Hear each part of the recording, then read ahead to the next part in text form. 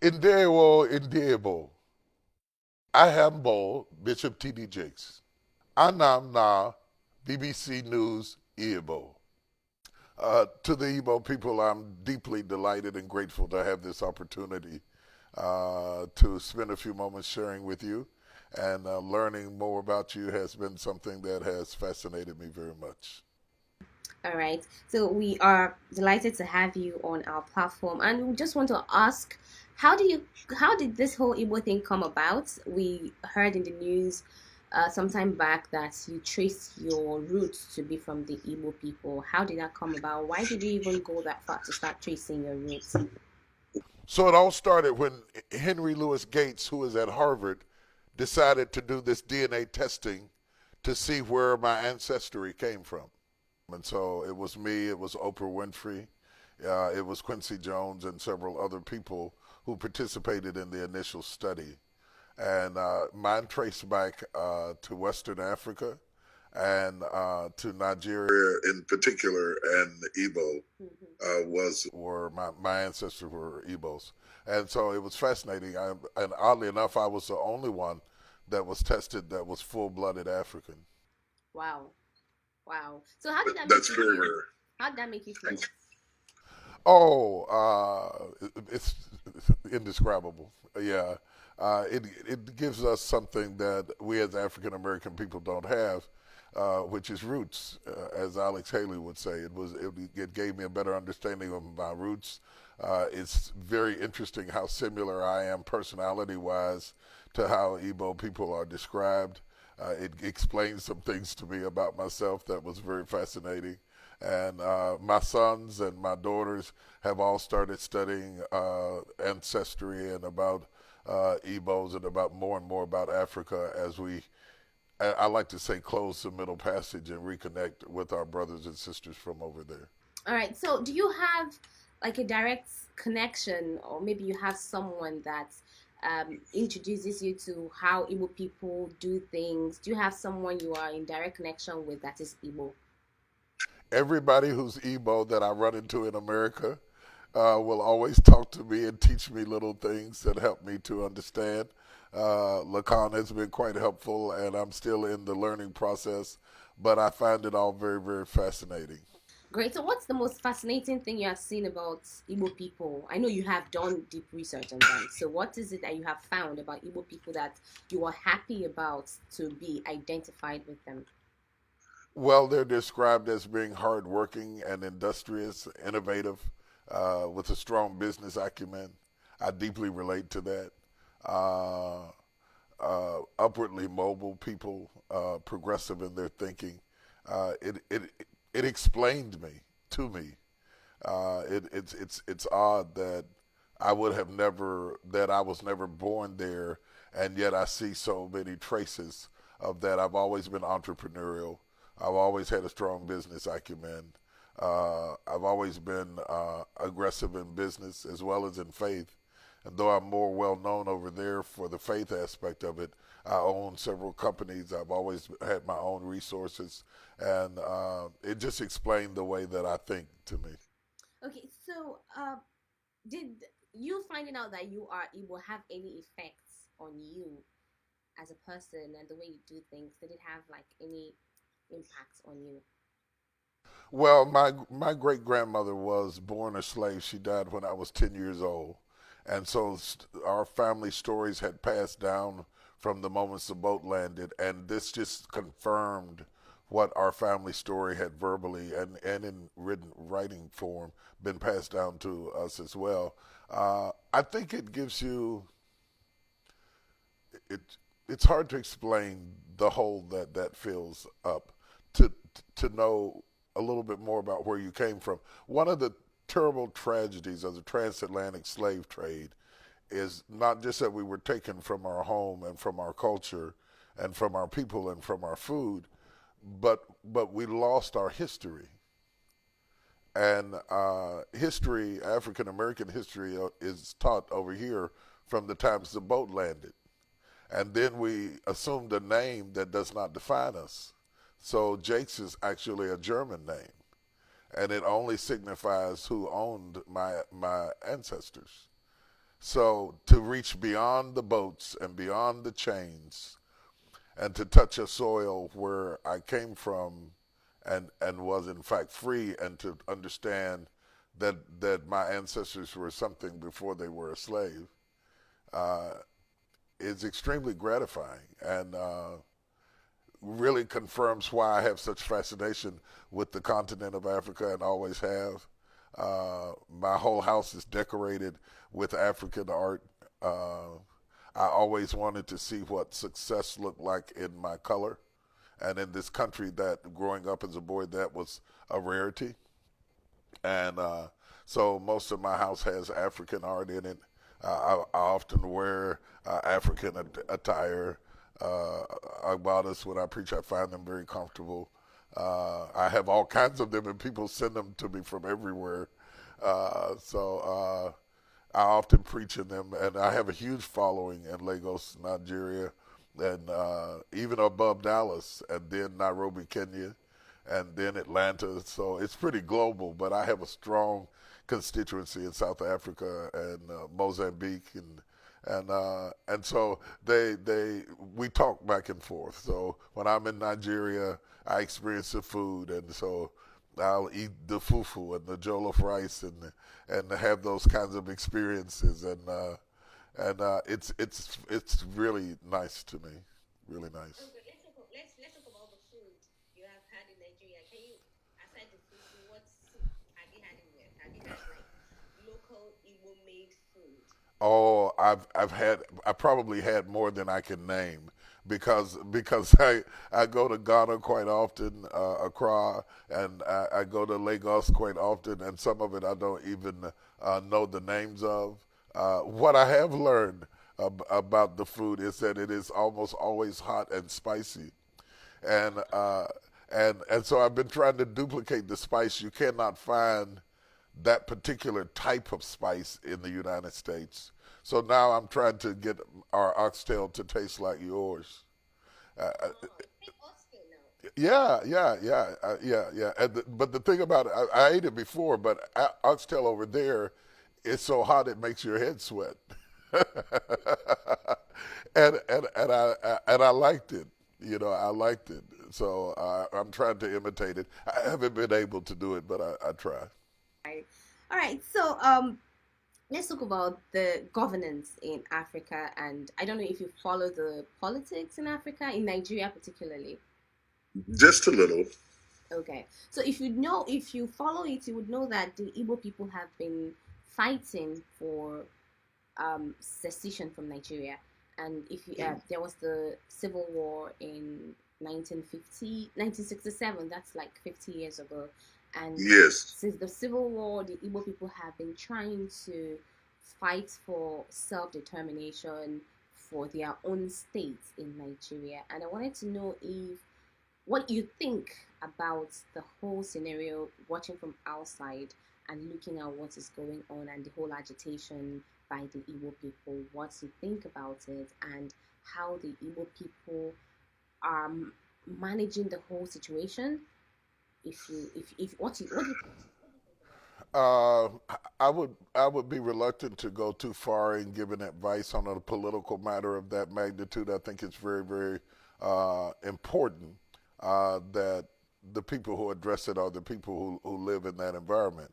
Having said that, I still think that every people need to have representation on the highest level of government, whether that is through a democracy that includes representation for all people, or whether that is independence is to be determined by the people themselves. But I deeply respect and understand that there is um a passion amongst many Igbos to recede from Nigeria and to develop their own influence and culture and so forth. And I think that we are still grappling with the after effects of colonialism and trying to uh, we my understanding of colonialism, you had superimposed upon you one way of looking at yourselves that were totally different from how you had seen yourselves before, and consequently colonialism in some ways affected you like slavery did us, and so we're still trying to untangle ourselves from the after effects of some of the atrocities that did not dignify us with a deeper understanding of how we choose to see ourselves. They were more interested in the land than the people. And so they divided up the land at the expense of the people. And I think we're still trying to overcome that. And I say we because we were there too. And at the end of the day, um, we need to find a way to re-understand ourselves beyond um, white supremacy and dominance and colonialism, and reconnect as a African family, regardless to what tribe we are. So, how do you perceive governance in Africa generally, not particular to Nigeria now? Governance in Africa, in East Africa, West Africa, North Africa, and South Africa. There has been a struggle there. You know, there has been a struggle here in having the kind of governance that really makes the inroads that we would like to see made for the everyday person. I am heartened and encouraged by some of the presidents over there who have extended to African Americans in recognition of the 1619 and the 400 years of slavery, the welcome mat of coming home.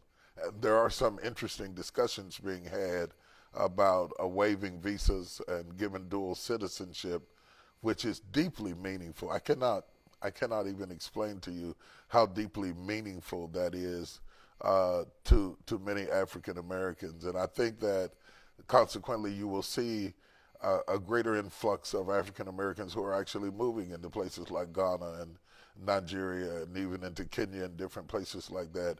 And it is because it is starting to be perceived that we are welcome there, and that is to a people who have been homeless for 400 years in so many ways. That gives you a sense of identity beyond your national borders. I'm proud to be an American. I love this country, but because of the history and the way that we came here, my culture is not always celebrated here. So to have the culture celebrated and to have the opportunity to have some duality is quite fulfilling. So, would you want to have Nigerian citizenship? What I want to what? Would you want to be a citizen of Nigeria, be given citizenship? Would you want to even apply for a citizenship if you would you want to do that? What I would like to see, I think whatever presidents open up the door where they provide dual citizenships for African Americans is definitely going to get a response. Because I travel back and forth over there quite often, it would simplify the whole process.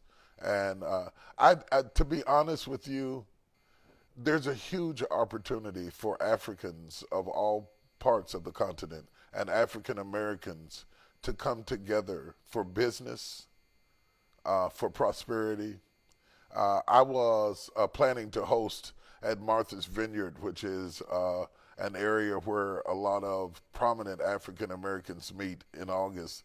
I was planning to host this year a intercontinental summit for Africans, Caribbean leaders, and African Americans to discuss ways in which we can do business, we can trade, we can close the Middle Passage and reconnect as an African family.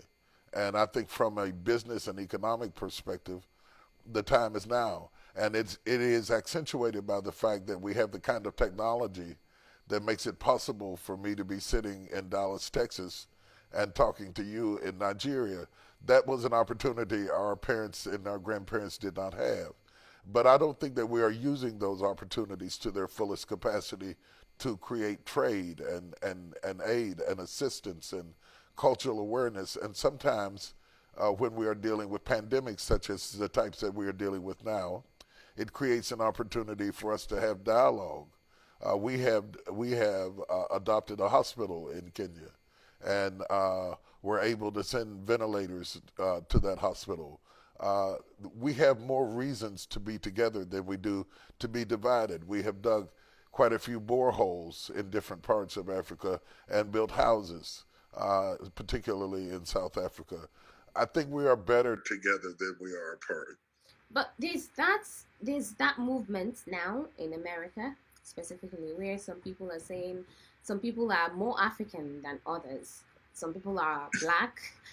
I don't know if you have come across that. So there's Sure. that divide amongst the African American and the Africans now, where African Americans are saying that, you know what, Africans didn't go through what we went through, and they can't come here and be who we are or take our space. This is our space. So, and you're now seeing the fight between brothers, people that are supposed to work together, make things work. There's that divide, there's that struggle, and we are making each other uncomfortable. How do you see that? I think that is fading away. I think that education and information and conversations like this help to dispel uh, some of the biases that are inherent. I would want your audience to know that we are not monolithic, that all African Americans do not think the same, no more than all Nigerians think the same. And so the comments of a few do not represent the sentiments of us all. And the final thing that I think is a very strong conduit is I think that the church has a tremendous opportunity to be a bridge. We sing each other's music. We wear each other's clothes. We have a deep. Let me tell you something. Every African American I know went to see Black Panther, and you can't tell them that there's not a Wakanda somewhere in Africa. So and they all were dressed in African clothes. So the tension is not nearly as thick as you would think.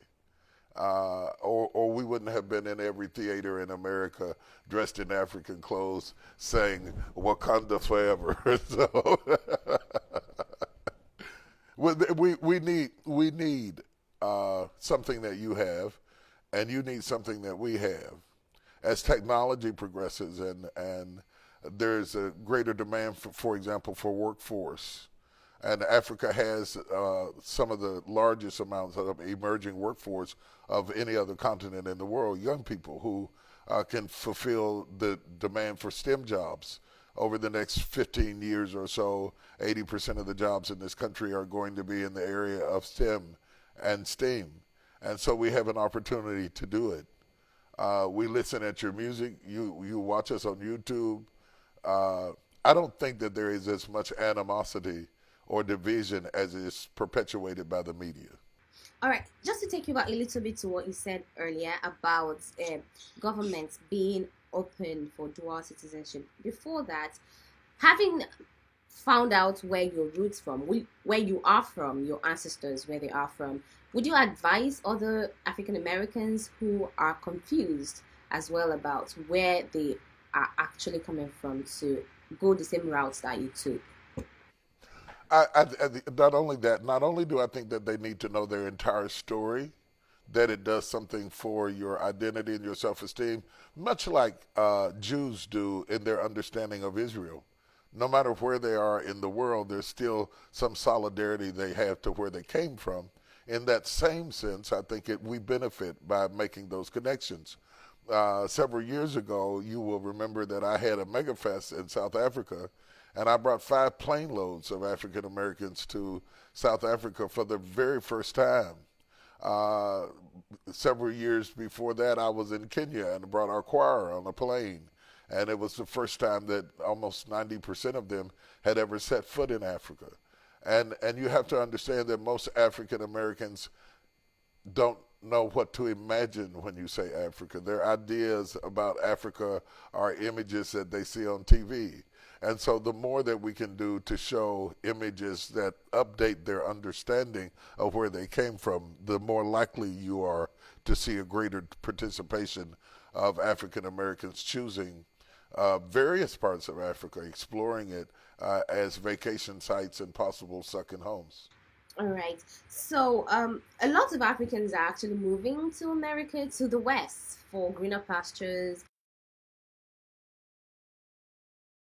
They want to stay there and not come back to Africa. So, would you advise Africans to stay home or at least come back home when they get what they are looking for outside there so that Africa can be better for you that are trying to come home or trying to look back at your roots to have something to come back to? I think that the more that we explore each other, the better we are as a civilization.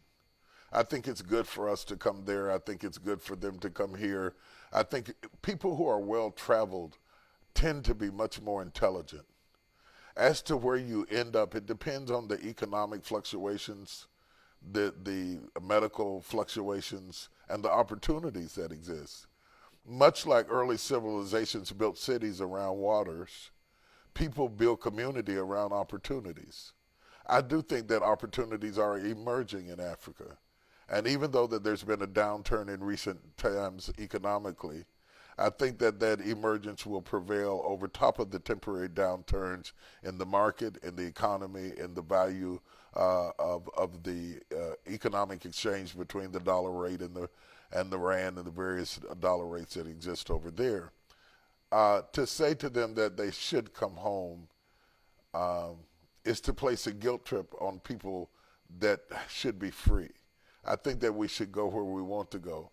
And I certainly would not exempt Africa as an option. But people generally build civilization throughout history around opportunities. And the greater the opportunity, the greater likelihood there is to see an influx of Africans returning and African Americans coming. So, how do you think that governments, African governments, they are doing? How do you think they are faring in trying to create these opportunities you're talking about for Africans so that they can at least create a civilization that people need to remain in Africa and keep bringing Africa to the world? I think the big challenge for leaders over there is to benefit from their associations with the West and the East without being cannibalized by it. I think that every time I go over there, the acceleration of advancement is staggering. And that staggering acceleration is a result of the ability of the leadership in the various countries to negotiate deals with other countries. But that is also true of America. We didn't get here by ourselves. We got here through trade and aid and negotiation. And when you think about the economy today, you cannot think about the economy in isolation by tribe or by nationality or by color. It is a global economy. And because it is a global economy, we are increasingly a global civilization.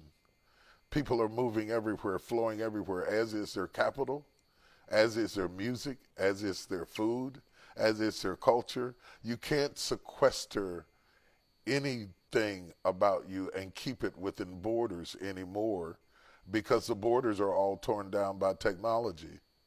And I think we have to understand that in order to go forward. It is an antiquated idea, in my view, to think that we can build walls around people and isolate them and make them and harness them behind those walls when technology has torn down the walls.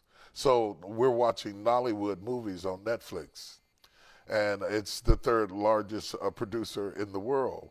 So all of a sudden, I'm watching a movie that was shot in Nollywood, and I'm sitting up watching it in Dallas. And that's for your betterment. So even in business, to say to business, you only do business right here. You do business where there's opportunities. We seek to do business with Nollywood because I'm a film producer. And so anytime you're a film producer, you want to go wherever there is an audience and wherever there is a demand. We've had African artists to sing on our stage from different parts of the continent. You're never going to untangle us. We were one before. And so I think that you have to be prepared to let people explore the planet. And where, in order to get them to come back, you can't make them feel guilty into coming back. You have to create opportunities for them to want to come back to. All right, you have been to Africa in different parts. You have toured Africa a lot, and the representation of Africa that we have in the Western media is not what we Africans love to see. So, how can we change that story? The kind of picture they paint for people in America, for people in the West about Africa, it's so it's it's so one-sided that it's not what we want to see. So how can we change that story? I think that one of the greatest and smartest things that has been done was Nollywood, because now you control the images that we see. Now you get to tell your own story. When you look at Nollywood, it's the same thing that Tyler Perry Studios represents to African Americans. When you own your own studio, you can tell your own story, and then we get a broader perspective of who you are. We None of us are going to accept the words of our leaders about who another country is. We accept what we see, and people believe, as Confucius said, a picture is better than a thousand words. You've now got the pictures, and you're now negotiating deals with American companies, because we cannot think in isolation and segregate our economy or our health. When you look at COVID, irrespective of what color or country you come from, it attacks us all. In the same way, our economies are affected by each other. We cannot become so tribal in our thinking that we do it to the disintegration of the opportunities that come through trade and interconnectivity. That's what I think. All right. So you talk about women a lot. You talk about, and you just released your. I don't know if you released that. I was looking at your Instagram page, when women pray, It's and about to be I, released. yeah, Yes. and I read the woman, her lover and her lord. You have loads of materials and loads of books for women. What role do you think women should be playing in today's world, especially in Africa and in Nigeria, if I may say, where I am? What role do you think women should be playing in trying to make things right, trying to direct the society the much they can, and uplift the society from where it is to where we are hoping it's going to? History teaches us that the way a society treats its women has a lot to do with how progressive it is. The more progressive a society becomes, it is reflected in the liberation of the woman. And I think that that is a very important thing to understand. That we have women who are on spaceships going up in the Apollo, that they're campaigning to be presidents around the world and vice presidents, and entering into new occupational territories that were once taboo for them. They're on the basketball court, they're doing all types of things. I don't think that a gender should restrict a mind. It's the brain we want. It's the thought power, and I think that we can do that and still hold on uh, to your femininity and your family life, and your family role in your business life are two different things. And so I've always been a great advocate for promoting and encouraging women to explore themselves. The adage, "He who rocks the hand that rocks the cradle rules the world." The reason we want smart, progressive women is because smart, progressive women produce smart, progressive children. And so society flourishes much more aptly when the mother is bright and empowered and her voice is respected and heard. It affects how her daughter sees herself. It affects how her son treats his wife. Wow, that's very powerful. All right, let's go back a little bit to your Igbo identity. So, do you identify yourself now as an Igbo American? Ig- do you have an Igbo? Have you adopted an Igbo name yet? I have been given, I have been given, I cannot even pronounce it, but I have been given an Igbo name. Can you spell it? No, I can't even spell it for you. But I, I I have not identified myself as an Igbo American. I still identify myself as an African American, but I'm very quick to tell people that my ancestors were Nigerian, and they came from Africa, and it wasn't even Nigeria at the time, so they came from West Africa more aptly, and they were Igbos. I will tell you in a minute. And the reason I'll tell you that in a minute is because I'm very proud to have that question answered over my life. But it has not changed how I fill out forms or documentation or my citizenships or things like that. What it has done is healed a hole that I didn't know I had. I think the strength of answering that question, whether you're Igbo or Yoruban or Kikuyu or whatever, to have that answer is therapeutic mentally, intellectually, and even spiritually. I was I was floating down the Volta River in Ghana uh, just at dusk, and the smoke-filled villages were scenting the air, and I was floating on a boat, and it was indescribable. The beauty of it, the sounds of the nature.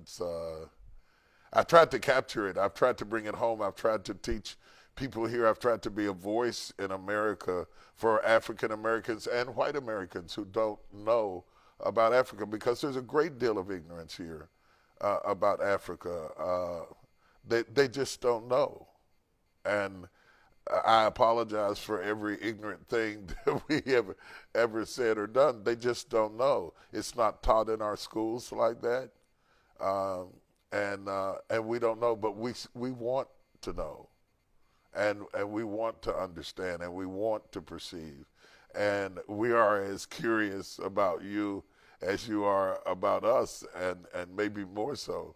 And so I think anything. That's why the summit I was holding was very important, because when we organically get to work together, whether it is with a company like Goldman Sachs, or whether it is through trade, or whether it is through church, when we organically find out what we have in common, what connects us rather than what divides us, it dispels myths, it educates on both sides of the water, and it creates a brotherhood and a sense of family.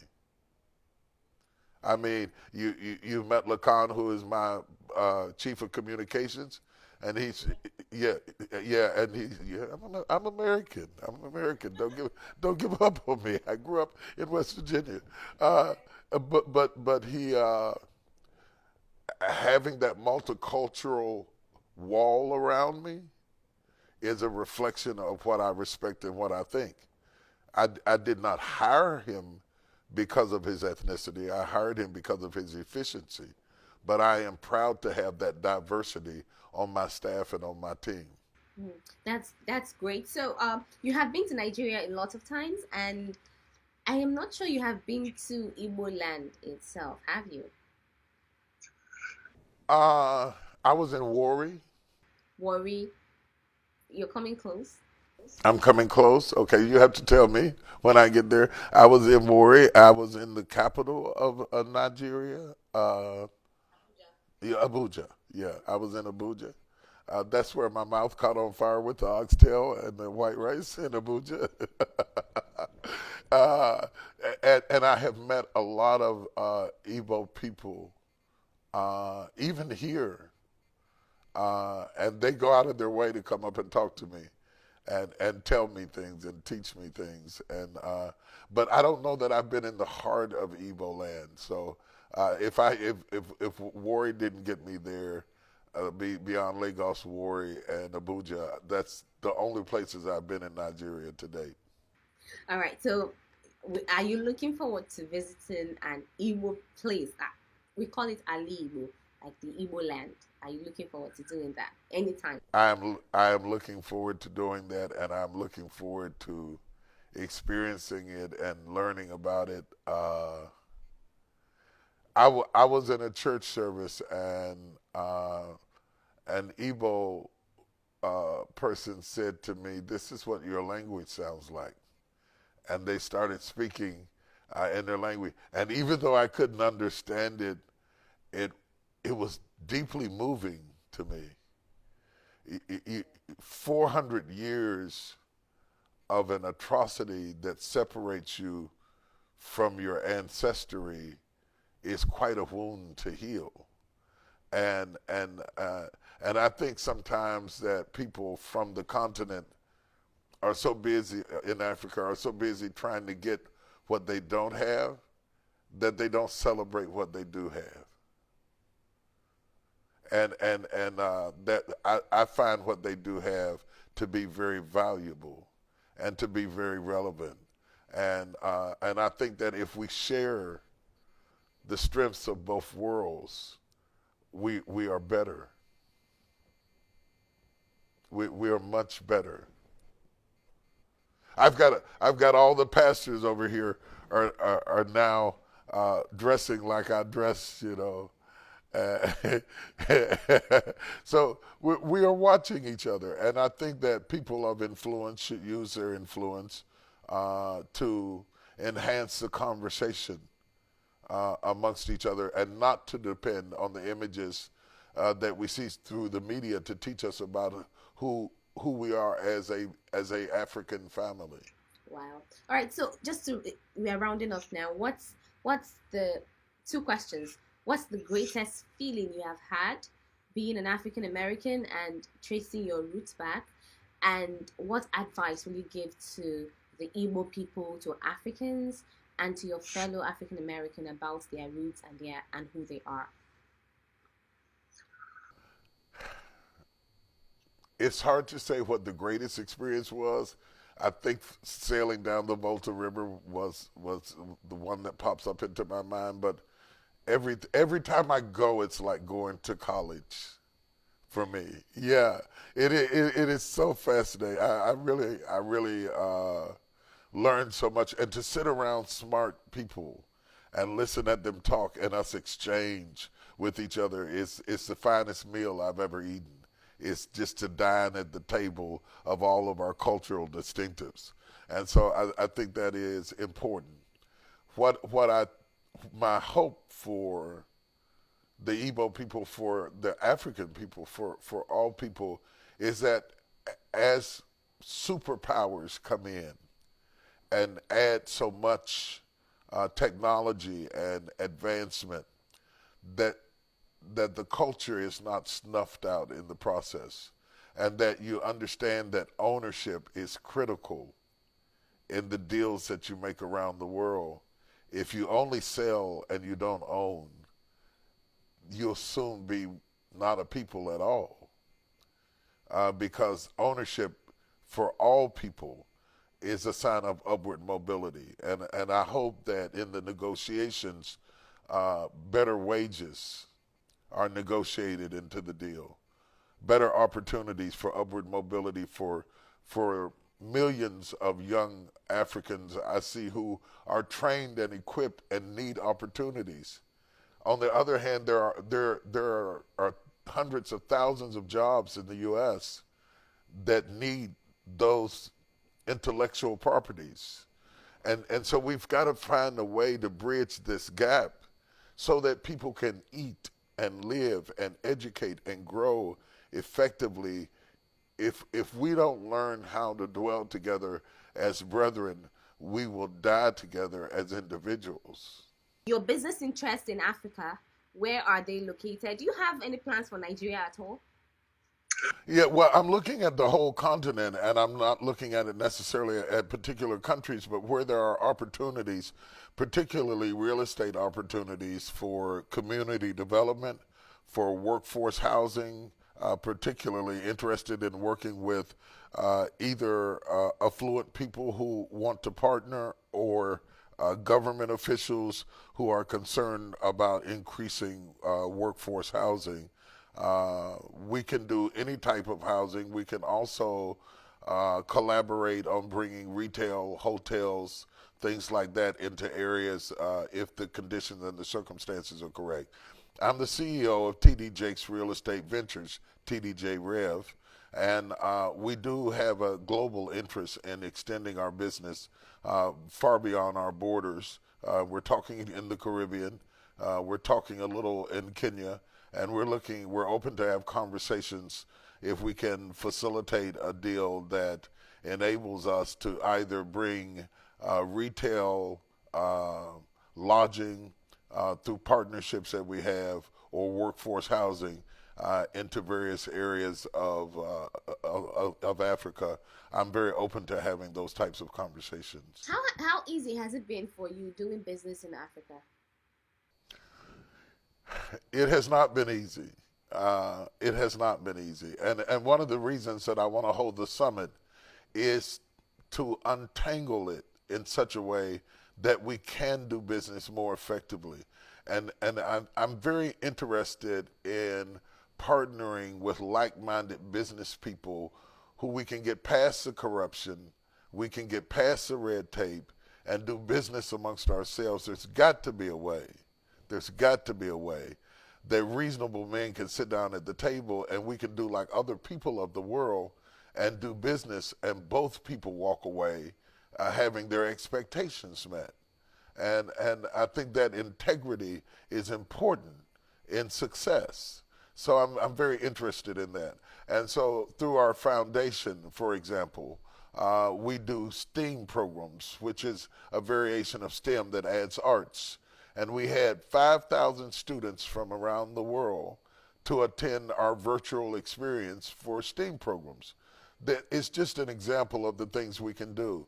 We want to bring hotel chains and workforce housing and retail opportunities and collaborative efforts if the business deals are integrous and forthright. And there are business deals to be had over there, and there are people with integrity over there. But getting through the maze when you're an outsider is quite complicated. So in maybe two sentences, what is the greatest of the challenges you have faced aside this maze you're talking about? In this maze you're talking about. Trust, honestly, building a trust, and trust comes through relationship. And the same laws don't apply over there as they do over here, and so a lot of it boils down to trust.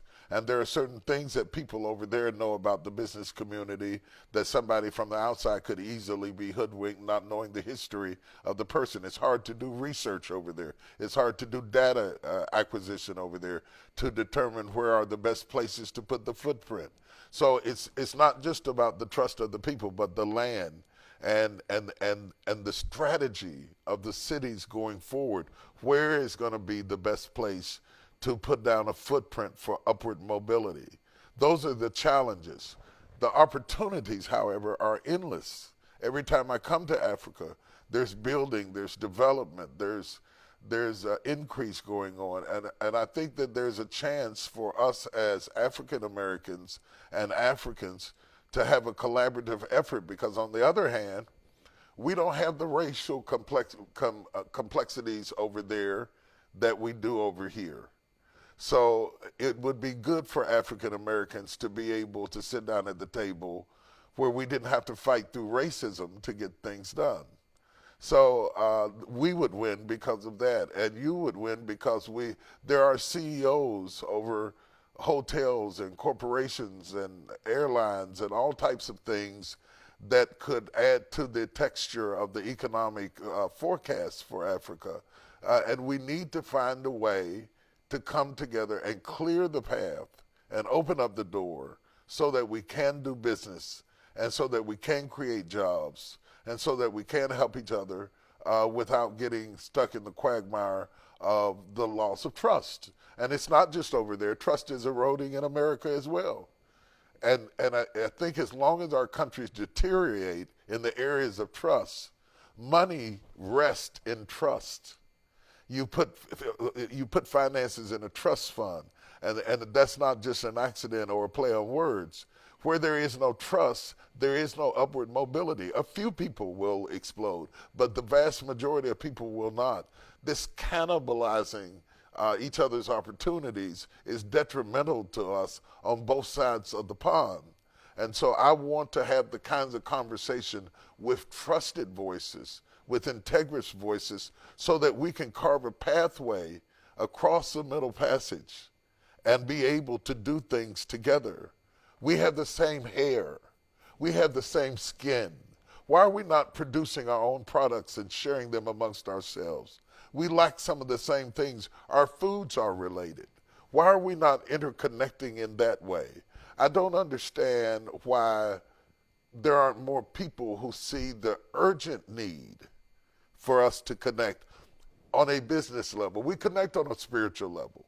We sing each other's songs. We listen to each other's music. If you got a blazing artist over there, we know it over here. Hip hop, everything else. When it comes to business, we have got to do better. We've got to do as good with business as we do with movies. You've got Nollywood. We're film producers over here.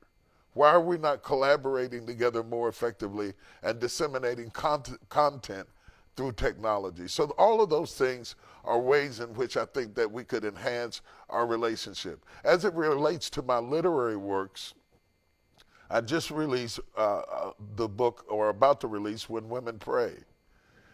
It will be as much read in Africa as it is in America. Why can we not work together more effectively to disseminate content, material, and advertise it in such a way that we're able to share that message and that word? I have a pre-existing copy right here, When Women Pray, and every time I hold it up, I get inundated with people from Nigeria saying, I live in Nigeria, how do I get this book?